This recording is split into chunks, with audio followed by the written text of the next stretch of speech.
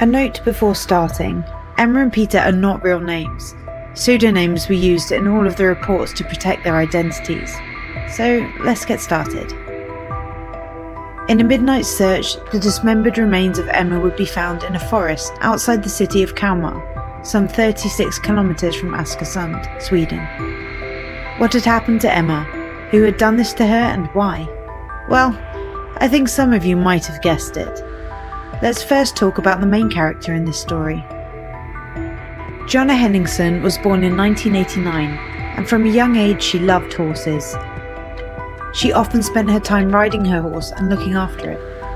She experienced childhood in a solitary town in the centre of Sweden. From the beginning, she was very inspired by her work, as she says, quote, "I have been associated with ponies my entire life." Nothing was off about Jonna. She was described as a very happy, outgoing, and even slightly childish but fun friend by the people who knew her. Jonna was scholastically skilled, and her teachers realised that she would go far in whatever she wanted to pursue. She likewise had a sister whom she used to admire. She grew up by following her footsteps. In the mid-2000s, she moved to a town in the south of Sweden, where her mother had settled after she separated from her father. But even after the divorce, she carried on having a decent relationship with her father. She would also get along very well with her mother's new sweetheart. Her friend Maria said Jonna was a very generous girl, and she generally let other people express themselves by not being hard on them. But she also used to have another side, a dark side. She could be both very tough and very stubborn. Maria says that Jonna had a steady boyfriend who was the same age as her, from the 9th grade and during high school. Maria doesn't recall anything particularly special about their relationship. Other friends who remember her also said the same. There was nothing special about her. One of her friends said she was very kind and funny, and just like any other girl. Everyone who knew Jonna is in agreement about one thing. The idea that she could have murdered and dismembered someone is completely incomprehensible. Even Maria, when she heard about the murder, said that it was something like a story. She says she still can't understand it even though Jonna is convicted. On the 5th of June 2008, Jonna graduated from high school with honours. She had dreams of becoming a veterinarian or a doctor. Her relationship with her long-term boyfriend she had had at school was just like any other young couple who had a good relationship. They were close to each other. Jonna chose to move and briefly lived with her dad before she moved into her own condo a couple of miles south. In the spring of 2010, she began working as an hourly paid childcare educator. She began looking for a new young fellow with whom she could have a long-term relationship. Pre-fall of 2013, Jonna fell head over heels for Peter. Jonna would later proceed to say that Peter was like a drug to her. Peter and Jonna started dating. They dated for about a year. She had never been as in love with any other person. However, things got messy when she discovered that he was seeing another young lady. Jonna got pregnant with Peter's child. At the point when Peter discovered that Jonna was pregnant, he asked her to get an early abortion as they were both so young and needed more cash and a steady relationship to bring up a child. In any case, regardless of her vows to Peter that she would get an early termination, she never really did. However, sadly for Jonna, only half a month in the wake of discovering she was pregnant, she tragically lost the child. Jonna had been troubled by Peter's response to her pregnancy, later saying that it seemed like Peter simply couldn't have cared less about her. At the point when Jonna prematurely delivered, she told Peter that she'd had the fetus removed, and Peter responded in an extremely cherishing and caring way. He made a special effort to take care of Jonna and give her the consideration that she needed.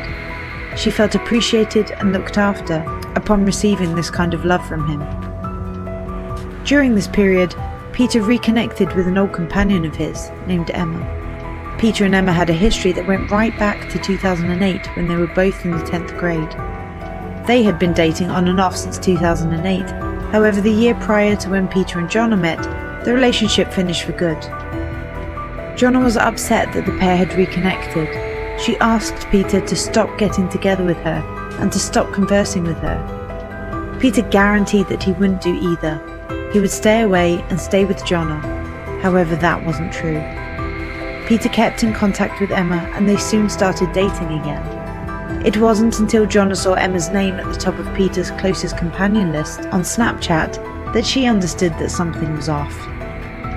Peter and Jonna by this point had begun talking less, and Jonna began to acknowledge that the relationship was likely now finished. So she began to attempt to get over him by going out to clubs and bars and meeting up with men that she met on dating apps. However, to her, none of these men that she got together with were in any way similar to Peter. On one of Jonna's nights out, she stumbled upon Peter and Emma and stood up to them. She revealed to Peter that he needed to pick one of them, yet Peter said that he was unable to pick between them. He admitted that he was confused and was attempting to keep them both close until he figured it out. After this, Jonna met Emma a few times in pubs and nightclubs, and they always got into an argument. The last time they met was 2 to 3 weeks before the murder. Jonna went to speak to Peter, but he always used to upset her as he would change the plans for their meeting. One day when she was having a talk with Peter and his colleagues, Peter's phone rang. It was Emma. She came over to join them and they all started arguing. Eventually, both of the girls wanted Peter to choose once and for all, but he was so drunk he just ended up going home with his colleagues. Jonna and Emma stayed and discussed what could be done about their situation. Peter had said the same to both the girls, that he loved them. They were both sad but not angry with each other. They even hugged before going, but then Peter called them both over to have a talk. So later, after having a discussion that didn't really sort things out, Emma went home and Jonna stayed with Peter. This was the night when she told Peter that she was pregnant, so the following day he informed Jonna that he and Emma had had a talk and they wouldn't be meeting anymore. But a few days later, Emma called Peter in the middle of the night and he went out to talk to her. Jonna felt worried, as she found it very difficult to trust him, even though he said he wouldn't be seeing her anymore. They kept visiting each other. Jonna planned on writing to Emma on Facebook to ask her to leave Peter alone so that they could have a peaceful relationship. She tried to be as nice as possible, but Emma never responded to any of Jonna's messages and instead complained to Peter about it. Peter then asked for the keys for his place back. This happened before the murder on the Wednesday. Jonna thought he wanted the keys so that he and Emma could hang out without the fear of her showing up. So she gave the key back and collected her makeup and other valuables, but she also left some of her stuff there. Peter never said that he was breaking up with her. He had only told her that he wanted to be alone for some time. And this is where things took a turn. From June the 14th to the 17th, Jonna began to Google concerning things like how to kill somebody, infusing toxic substances, and suicide postmortems, to name a few. She also began to conduct research on Emma. In the early morning of the 18th of June 2014, Jonna was outside Peter's apartment with a plan to stage Emma's suicide. She was going to knock her out with a single blow to the head with a hammer, inject alcohol and sleeping aid, place her body on a train track and leave a bottle of vodka nearby. But when Jonna struck the back of Emma's head with a hammer, instead of passing out, she began to scream. They started fighting until Emma fell. Jonna then dragged her into the bathroom. The doorbell started to ring and Emma was still screaming for her life. Jonna took her knife and stabbed Emma 17 times, but she kept fighting. Jonna then got up and grabbed a new knife from the kitchen, killing Emma with a single last thrust. By that point, the doorbell had gone quiet. Jonna quickly realised that it would be impossible for her to carry Emma's body by herself due to the weight, and this was when she decided that she would dismember Emma's body. She drove the 3 miles back to her place, picked up a saw and large IKEA bags. On her way back to Peter's apartment, she was pulled over for driving too fast, but was soon back on the road with nothing more than a fine. Back in the apartment, Jonna dismembered Emma's body into 4 parts with the saw. She placed the body parts in the IKEA bags and left them in the trunk of her car. Then she cleaned the apartment, and before she left, she wrote a note to Peter and made sure to knock at the neighbour's door to inform them that everything was alright and that she'd just had a fight with another girl. After that, Jonna drove to work. Peter called her during her shift and wondered if she'd heard anything from Emma. Jonna began to panic and left work early. She drove north and into a forest. By this point, Jonna was too exhausted, both mentally and physically, to dig holes for the bags, so she placed them by a tree and covered them up with leaves and twigs. When she returned home, she called her sister and told her she went to Peter's place to pick her stuff up, but had to stab Emma in self-defense when she started attacking her. She says she left, but later went back to check up on her, only to find the apartment empty. Jonna's sister told her, "Call the cops. They'll find her. It'll be alright." Jonna called the police, who showed up at around 9 p.m. and began to question Jonna on what had really occurred.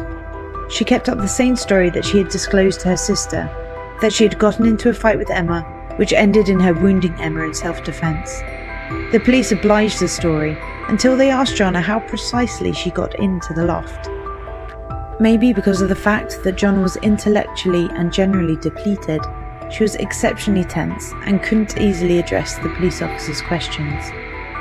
The police yelled at Jonna, stating that she must be honest with them.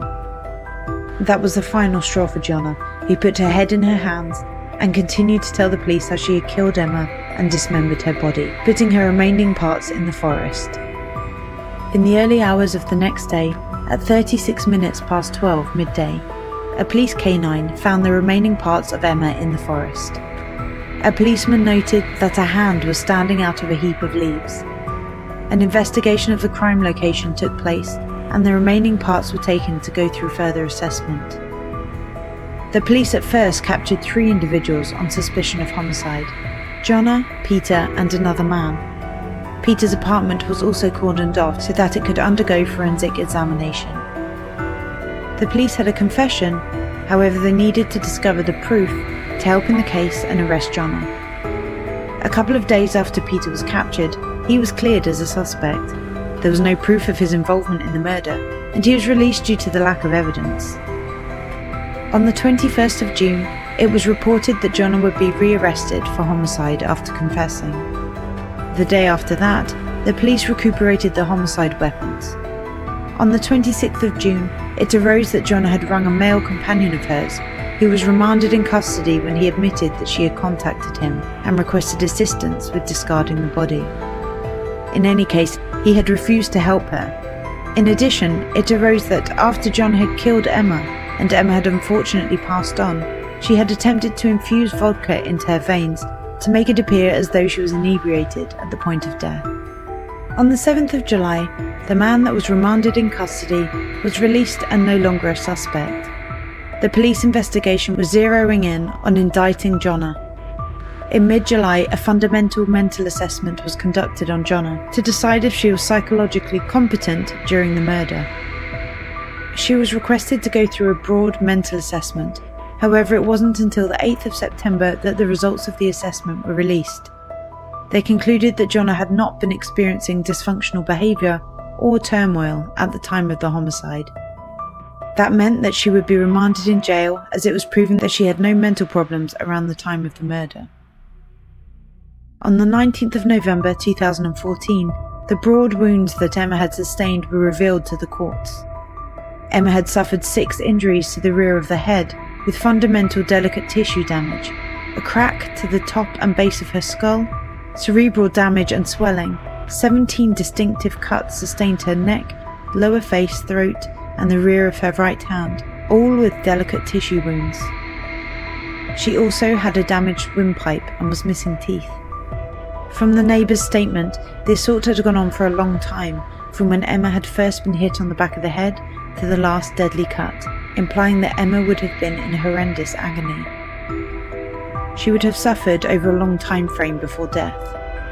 The neighbour recalls her shouting as a continuous thunder, and it additionally transpired that Jonna may have been inspired by a scene in the show Dexter. The preliminary hearing started on the 2nd of December 2014. Jonna's defence argued that she never planned to kill Emma, just to alarm her. However, as Jonna recalled her account of the homicide, a member of the court swooned, causing court to be suspended for a brief period. the court decided on the most extreme life sentence for the merciless homicide of Emma, due to the seriousness of the treatment that Emma experienced in her last minutes. On the 19th of December 2014, now 25-year-old Jonna Henningsen was condemned to 16 years in jail for the ruthless homicide of Emma. She was additionally sentenced for burglary. The media had started to reference Jonna as the Rider in the coverage of the case due to her love of horses. Around 12 days after the homicide occurred, a law change was brought into power, which changed the most extreme sentence for homicide to life in prison. However, as the homicide occurred before the change, she was only sentenced to a maximum of 16 years in jail for the wrongdoing. The change was proposed on the 8th of May 2014 and became effective on the 1st of July 2014. It changed the Swedish criminal code for condemning an individual for homicide, stating that any individual who tries or does kill another person is condemned to stay in jail for at least 10 years and a maximum of 18 years. If the nature of the crime is extreme, they can be in prison for life. Previous to this, the correctional code stated that the most extreme sentence would be 16 years, before the criminal would be qualified for parole. Under the new law, the criminal can be condemned to life in prison without the possibility of parole. In this case, Jonna could have been condemned to sentences along these lines. Due to an appeal, she would be retried under the new laws, with the possibility that she would be subject to the most extreme punishment. The case was then tried in front of the Court of Claims. The appeal was conducted on the 18th of March 2015, and it concluded that Jonna had intentionally murdered Emma. During an investigation with her, Jonna says she felt very bad the whole week before the murder. She couldn't eat or sleep. Jonna says she vomited almost every day and felt awful. She says she cried a lot and nothing seemed fun. She had even given up on the horses and wanted to give them away. As we know, she had loved her horses all her life. During this week, she went home to Peter and slept at his place all night. She did not want to be by herself, but they were fighting the whole week and they didn't talk to each other, they mostly text. It was very tough the night before the murder. She just thought and hadn't slept for days. She kept wondering if there was something she could do to make it right. But her search history and all the things she brought with her on the day tell another story. 4 days after she returned her keys, she had carefully mapped out her victim. She had also Googled how to kill someone and how to carry and dispose of corpses. She had searched the easiest way to kill someone, how to hire a hitman, how to kill someone, how to get convicted for a murder without the body, hitting someone with a hammer, injecting alcohol, jumping in front of trains, and autopsy after suicide. She had also watched a lot of Dexter episodes, and she had made searches about the methods in which the character Dexter murders and disposes of his bodies. Jonna has frequently stated in front of the different prisoners that she believes it's exceptionally odd that her ex betrayed her. She says that she's exceptionally astounded that he didn't need to converse with her. She says, "Yet we had a house together and everything." Jonna is currently serving life in prison for the murder of Emma in Sweden's highest security facility for women. She's been causing trouble by refusing to take provided drug tests, setting off alarms, and even fell in love with a friendly inmate who got so uncomfortable she was asked to be moved away from Jonna. Jonna then started sending a lot of letters, declaring her love in one, but threatening to send contacts to hurt the inmate's little brother in the next. The inmate was granted a restraining order and hasn't heard from her since. Jonna reads a lot about Hitler, Stalin, and Mussolini, and when asked why, her only answer is history. The murder investigation is a gross and unimaginable story about a brutal and very prolonged murder. A cute and innocent-looking girl with no previous criminal record. When you look at her, you realise that evil can trick anyone.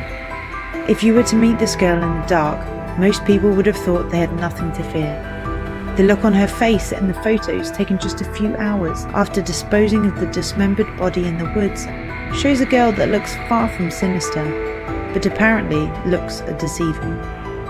She waited in the stairs for ages. She also wandered back and forth to her car.